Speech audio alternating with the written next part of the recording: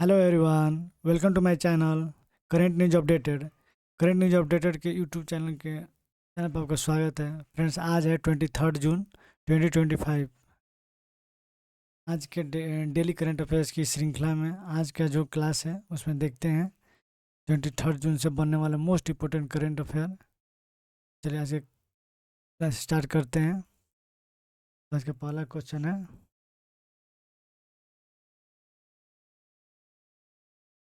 ये देखते हैं आगे पहला question. What is the India rank in the Global Gender Gap Index 2025 releasing by world economic forum? World economic forum द्वारा जारी ग्लोबल जेंडर गैप इंडेक्स 2025 में भारत की रैंक क्या है? तो आपके ऑप्शंस है 128, 133 और 131 या फिर 130। तो आपका जो राइट हो जाए आंसर हो जाएगा वो हो जाएगा 131। एक्सप्लेनेशन देखते हैं। India rank 131 out of 146 countries in 2025 reports. Yeah, this showed the slight change from previous years, and India performed better political empowerment bill still lacks economic participation. The index measures gender gap in health, education, economic and politics regarding. Next question. What is the theme of International Yoga Day 2025 celebrate annually on 21st June? So your option is 21 जून को प्रतिवर्ष मनाया जाने वाला अंतर्राष्ट्रीय योग दिवस 2025 का विषय का थीम क्या है?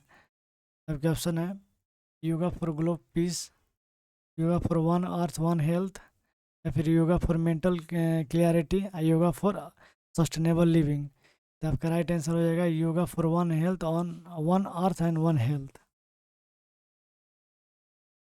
यह थीम व्यक्तिगत कल्याण और हमारे ग्रह को स्वस्थ बनाने के संबंध में जोर देती है।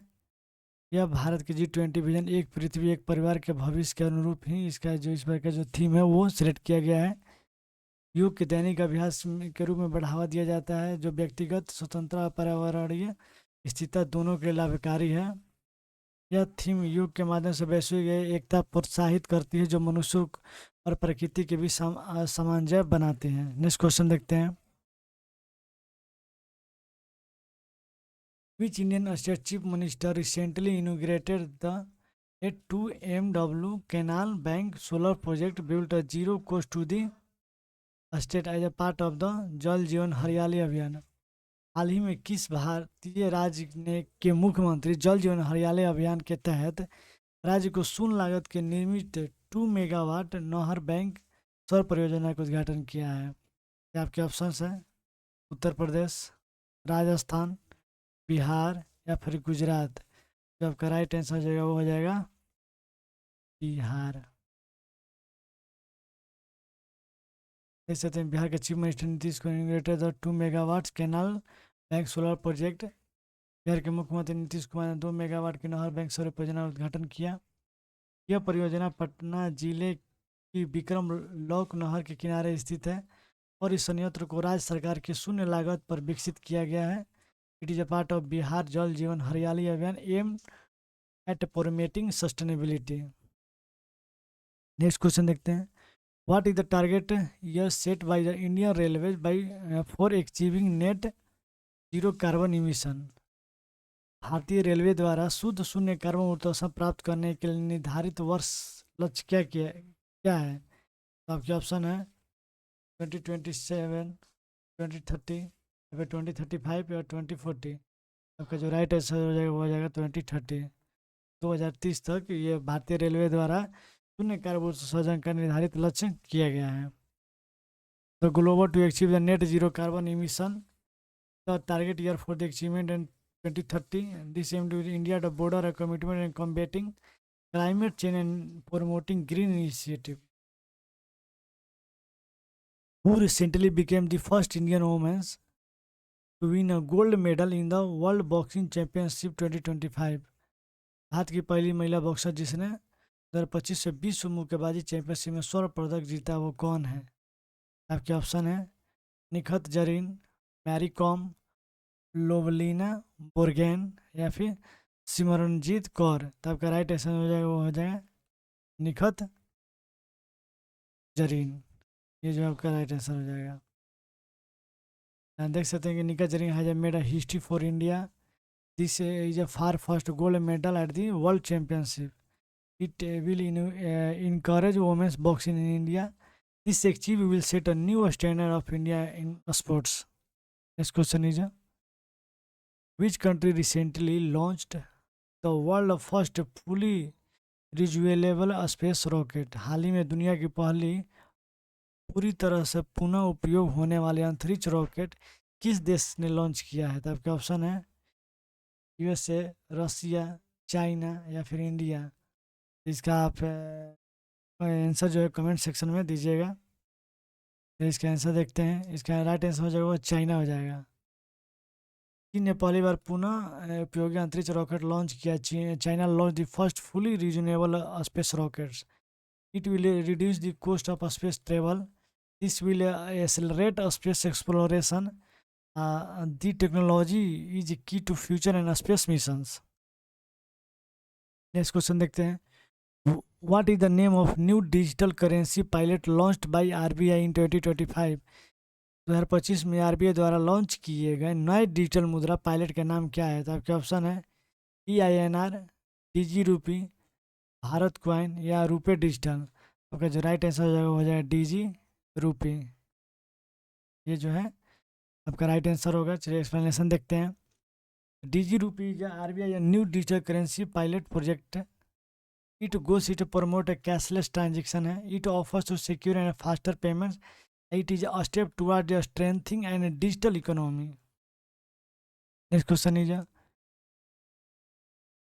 which Indian state government recently launched a Mukhyamantri Seva Sankalp helpline for citizen grievance?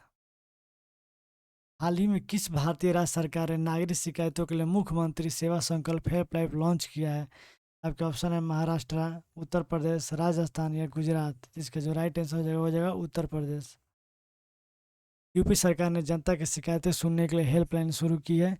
इससे सरकारी सेवाओं को पारदर्शिता बढ़ेगी और नागरिकों को समस्याओं को त्वरित निवारण होगा. यह जनता के साथ बेहतर संवाद स्थापित करेगा. Next question. Who has appointed the new Director General of the World Health Organization, जिसको आप शॉर्ट फॉर्म में WHO बोलते हैं, इन 2025? 2025 में विश्व स्वास्थ्य संगठन के नए महासचिव के रूप में किसे नियुक्त किया गया है? ऑप्शन है टेड्रोस एडहानोम मन्या स्वामीनाथन, मार्गरेट चन या डॉक्टर हर्षवर्धन. तो आपका जो राइट आंसर हो जाएगा टेड्रोस अधनोम. ये जो है फिर से WHO के DG बने हैं. उनका जो नेतृत्व हमारी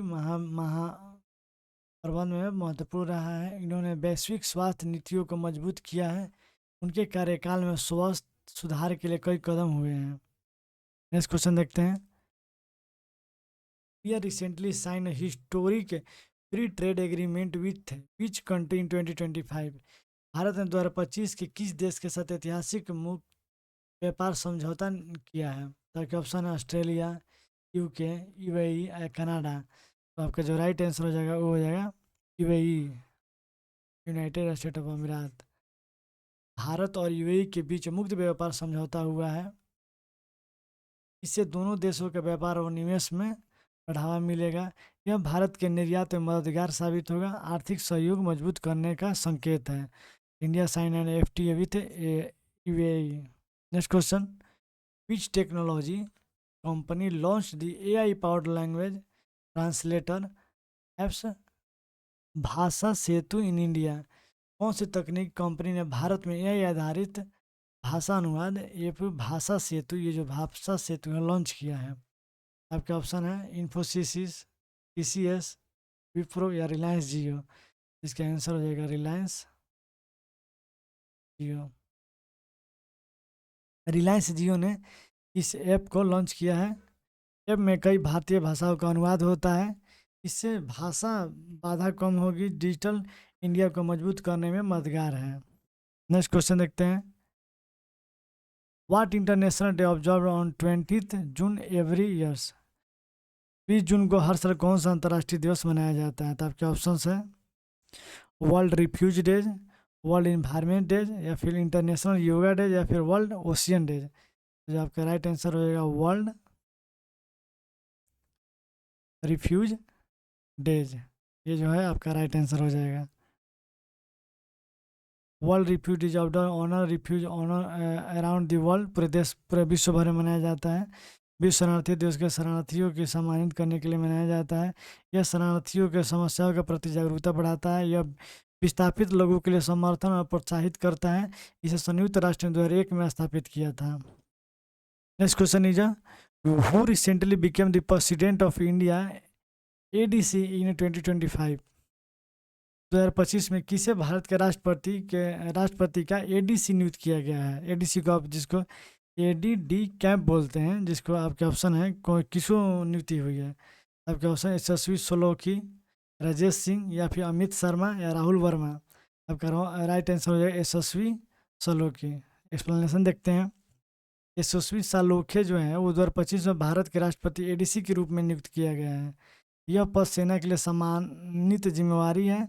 ADC राष्ट्रपति के साथ औपचारिक समारोहों में रहते हैं। ये उनकी नेतृत्व क्षमता और सेवा में प्रमाण है। और ये इस पोस्ट पे आने वाली प्रथम महिला है, फर्स्ट लेडी है ADC के रूप में।